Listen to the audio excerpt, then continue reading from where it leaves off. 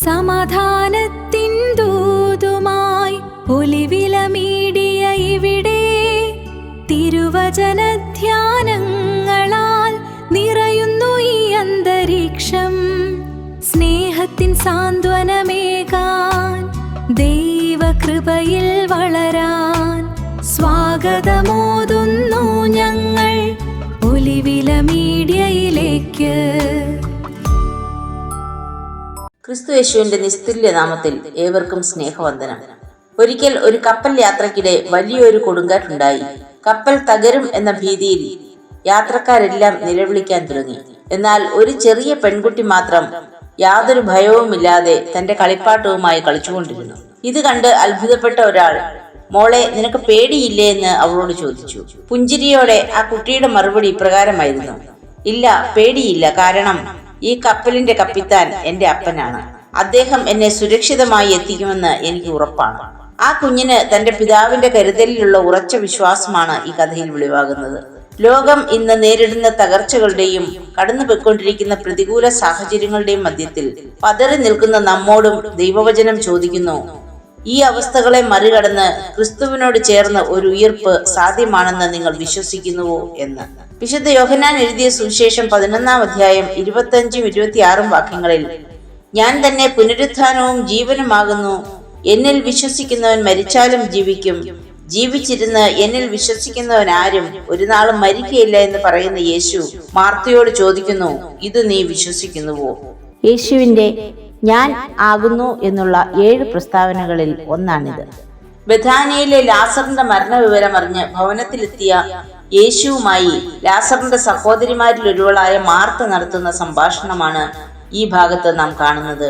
യേശു സ്നേഹിച്ച ഒരു ഭവനമായിരുന്നു ലാസറിന്റെ ഭവനം.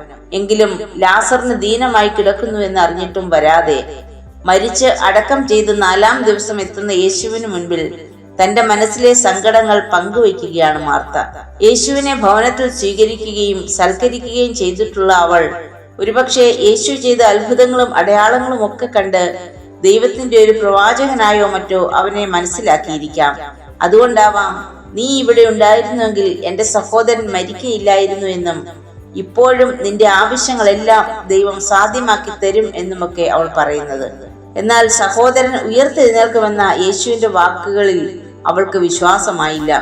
മരിച്ചവരുടെ ഉയർപ്പിനെ കുറിച്ച് പ്രവചന പുസ്തകങ്ങളിൽ നിന്നോ മറ്റോ ചില അറിവുകൾ അവൾക്കുണ്ടായിരിക്കാം. അതുകൊണ്ടാവാം ഒടുക്കത്തെ നാളിലെ പുനരുത്ഥാനത്തിൽ അവൻ ഉയർത്തെഴുന്നേൽക്കുമെന്ന് ഞാൻ അറിയുന്നു എന്നവൾ പറഞ്ഞത്. അതിനുള്ള മറുപടിയായാണ് താൻ തന്നെയാണ് പുനരുത്ഥാനവും ജീവനുമെന്ന് യേശു പ്രസ്താവിക്കുന്നത്. അതിനുശേഷം അവളുടെ വിശ്വാസത്തെയും അറിവിനെയും ഒക്കെ വെല്ലുവിളിക്കുന്ന ഒരു ചോദ്യം കർത്താവ് ചോദിക്കുന്നുണ്ട്: ഇത് നീ വിശ്വസിക്കുന്നുവോ? ലാസറിനെ ഉയർപ്പിക്കുന്നതിന് മുൻപാണ് ഈ ചോദ്യം എന്നതാണ് ഇവിടുത്തെ പ്രസക്തി. കല്ലറയിലെ 4 ദിവസം പഴക്കമുള്ള മൃതദേഹമാണ് മാർത്ത മുന്നിൽ കണ്ടതെങ്കിൽ ദൈവമഹത്വത്തിനും അനേകർ ദൈവത്തിൽ വിശ്വസിക്കുന്നതിനുമുള്ള അവസരവുമാണ് കർത്താവ് മുൻപിൽ കണ്ടത്. ഈ ചോദ്യം മരണത്തിനപ്പുറത്തേക്കുള്ള ഒരു വിശ്വാസത്തിലേക്ക് മാർത്തയെ നയിക്കുന്നു. ആദ്യം സംശയിച്ച അവളുടെ മറുപടി ഒരു വിശ്വാസ പ്രഖ്യാപനമായി കണക്കാക്കാം. കർത്താവേ, വരുവാനുള്ള ദൈവപുത്രനായ ക്രിസ്തു നീ തന്നെയെന്ന് ഞാൻ വിശ്വസിച്ചിരിക്കുന്നു. 1 രാജാക്കന്മാർ 17-ാം അധ്യായത്തിൽ സാരെഫാത്തിലെ വിധവയുടെ ഏക മകൻ മരിച്ചപ്പോൾ, നീ എന്റെ മകനെ കൊല്ലേണ്ടതിനാണോ ഇവിടേക്ക് വന്നത് എന്ന് പ്രവാചകനോട് ആ അമ്മ ചോദിക്കുന്നുണ്ട്. മരണം കാത്തിരുന്നവരെ കലത്തിലെ മാവും ഭരണിയിലെ എണ്ണയും കുറയാതെ കാത്തു പരിപാലിച്ച യഹോവയുടെ ദാസനാണ് അതെന്ന് അവൾ മനസ്സിലാക്കിയിരുന്നില്ല. എന്നാൽ മകന് ഏലിയാവിന്റെ പ്രാർത്ഥനയിലൂടെ ജീവൻ തിരികെ ലഭിച്ചപ്പോൾ അവൾ പറയുന്നത്, നീ ദൈവപുരുഷനെന്നും നിന്റെ നാവിന്മേലുള്ള യഹോവയുടെ വചനം സത്യമെന്നും ഞാൻ ഇതിനാൽ അറിയുന്നു എന്നാണ്. പ്രതിസന്ധികൾക്കിടയിൽ ഉരുത്തിരിയുന്ന വിശ്വാസം. തന്റെ ഏകജാതനായ പുത്രനിൽ വിശ്വസിക്കുന്ന ഏവനും നശിച്ചു പോകാതെ നിത്യജീവൻ പ്രാപിക്കേണ്ടതിന് ദൈവം അവനെ നൽകുവാൻ തക്കവണ്ണം ലോകത്തെ സ്നേഹിച്ചു എന്ന് തിരുവചനം നമ്മെ ഓർമ്മിപ്പിക്കുന്നുണ്ട്. ആ നിത്യജീവനാണ് ക്രിസ്തു തന്റെ പുനരുത്ഥാനത്തിലൂടെ നമുക്ക് നൽകിയത്. ക്രിസ്തു മരിക്കുകയും ഉയർത്തെഴുന്നേൽക്കുകയും ചെയ്തതുപോലെ നമുക്കും ഒരു ഉയർപ്പുണ്ടെന്നും ക്രിസ്തുവിനോടുകൂടെ നാം എന്നേക്കും ഇരിക്കുമെന്നും പ്രത്യാശയോടെയും വിശ്വാസത്തോടെയും ജീവിക്കണമെന്നും പൗലോസ് അപ്പോസ്തലൻ തെസ്സലോനിക്ക ലേഖനത്തിൽ പറയുന്നുണ്ട്. സ്മുർണയിലെ ബിഷപ്പായിരുന്ന പോളികാർപ്പിനോട് ക്രിസ്തുവിനെ നിഷേധിച്ച് സീസറിനെ ദൈവമായി പരിഗണിച്ചാൽ മരണത്തിൽ നിന്നും രക്ഷപ്പെടാമെന്ന് പറഞ്ഞ റോമൻ സാമ്രാജ്യത്തോടുള്ള അദ്ദേഹത്തിന്റെ മറുപടി, 86 വർഷമായി ഞാൻ സേവിക്കുന്ന ക്രിസ്തു എന്നോടൊരു ദ്രോഹവും ചെയ്തിട്ടില്ല. പിന്നെ എങ്ങനെ ഞാൻ എൻ്റെ രാജാവിനെയും രക്ഷിതാവിനെയും നിഷേധിക്കും എന്നായിരുന്നു. പുനരുത്ഥാനവും ജീവനുമാകുന്ന ക്രിസ്തുവിലുള്ള വിശ്വാസവും പ്രത്യാശയും മരണത്തോളം വിശ്വസ്തനായിരിക്കാൻ ആ ബിഷപ്പിനെ സഹായിച്ചു. ഇതുപോലെ ഏത് പ്രതിസന്ധി ഘട്ടങ്ങളിലും ക്രിസ്തു വിശ്വാസത്തിൽ നിന്നവരും നിലനിൽക്കുന്നവരും അനേകരുണ്ട് നമ്മുടെ സമൂഹത്തിലും. ഇന്ന് കർത്താവ് നമ്മോടും ചോദിക്കുകയാണ്, ഇത് നീ വിശ്വസിക്കുന്നുവോ? നമ്മുടെ ജീവിതത്തിലെ സംശയങ്ങൾക്കും ഭയത്തിനും നടുവിൽ എന്താണ് നാം മറുപടി പറയുന്നത്? നമുക്ക് വേണ്ടി ജീവൻ ബലിയായി നൽകിയ, നിത്യജീവൻ പ്രദാനം ചെയ്ത ക്രിസ്തുവിനെ ഉപാധികളില്ലാതെ സ്വീകരിക്കുവാനും വിശ്വസിക്കുവാനും പുനരുത്ഥാനത്തിൽ പ്രത്യാശയിൽ ജീവിക്കുവാനും നമുക്ക് സാധ്യമാണോ?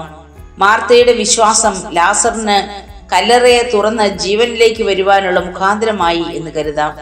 നമ്മുടെ അവിശ്വാസം മറ്റുള്ളവരുടെ രക്ഷയ്ക്ക് തടസ്സമാകരുത് എന്നോർക്കുക. രോഗം, സാമ്പത്തിക തകർച്ച, പ്രിയപ്പെട്ടവരുടെ വേർപാട് തുടങ്ങി ഏത് ശൂന്യതയുടെ നടുവിലാണെങ്കിലും നീ ഇത് വിശ്വസിക്കുന്നുവോ എന്ന ക്രിസ്തുവിന്റെ ചോദ്യത്തിന് മാർത്തയെ പോലെ നമുക്കും പറയാൻ കഴിയുമോ?